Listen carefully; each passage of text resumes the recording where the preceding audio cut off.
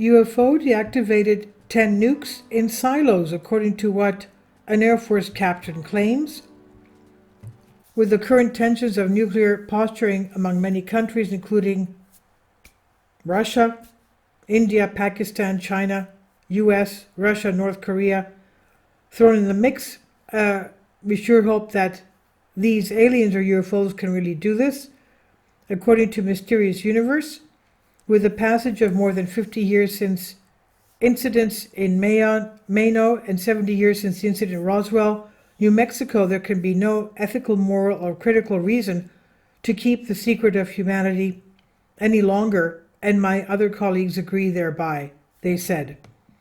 And here's another one of those old is news again stories that keeps people suspicious of what governments may be hiding about UFOs. On December 6, 1966, the Minot Daily in Minot, North Dakota, carried a front-page story about recent UFO sightings in the area, especially around the Minot Air Force Base, home of a number of nuclear missiles poised to be launched if the Cold War heated up.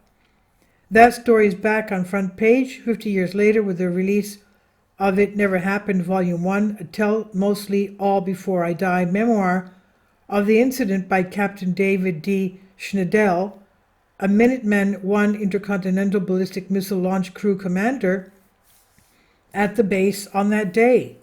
Schneidel claims that nothing more was reported about the UFO sightings because the Air Force ordered everyone there to never in their lives, speak about what happened. Next, the unexplained change in status of 10 ICBMs to off alert, meaning that they could not be launched. He said, I remember that when we were relieved the next morning and arrived topside, I attempted to query the flight security controller, who told me he could not speak about the incident. It was then that my commander also informed me that he had received word during my rest break below that we were to never speak about that incident.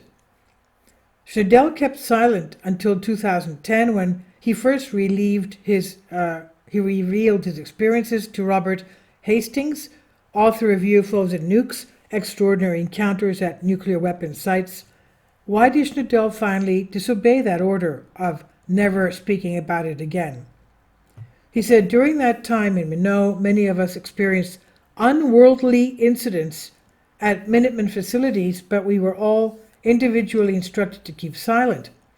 We never realized at the time that others among us were also experiencing incidents, but now the truth is becoming known. About 35 years after my Minot incident and learning about the identical incident experienced by another missiler, Captain Robert Salas, connected to Malmstrom Air Force Base in Montana, which was during the same general time frame as my incident, I then contemplated coming forth with the truth, he said. These old missilers, quote-unquote, missileers, like to get together and reminisce and commiserate, and it seems that Schneidel and Salas discovered that they had something more than their service time in common.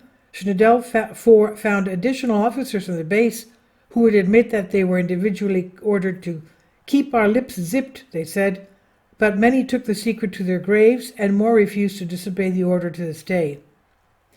This is old news in that there have been many reports of UFOs at nuclear missile sites and nuclear plants not only in the United States but around the world, ranging from UFO activity at the plant where plutonium was processed for the first atomic bomb, to UFO sightings at nuclear plants in France, to documents from Russia indicating similar unexplained missile shutdowns in the Soviet Union after UFO sightings. It's new news that eyewitness David Schneidel put his experiences in a book, and as the title indicates, has more to tell. Is he doing it for the money? He says, from the beginning I've been conflicted with the goal of bringing truth to as many people as possible, while having no appetite for bringing attention to myself or receiving monetary benefit. But I also realize the fallacy in that, he said. Schneidel says he will donate proceeds from the book to the Seattle chapter of the Air Force Association, where he still meets with fellow veterans. Are the claims of the book true? If so, will the government release any supporting documents, or will the book suddenly go off alert as well? This was from Mysterious Universe Paul Siebert in its Unbedded Reality. Please leave your comments, and thank you for your support. Kindly support my Patreon account. The daily posts are 5 videos daily, and they are totally different from what I have on my YouTube channel. Thank you so much for your support and that you find all my content so interesting. You'll find the Patreon account details in the description box below.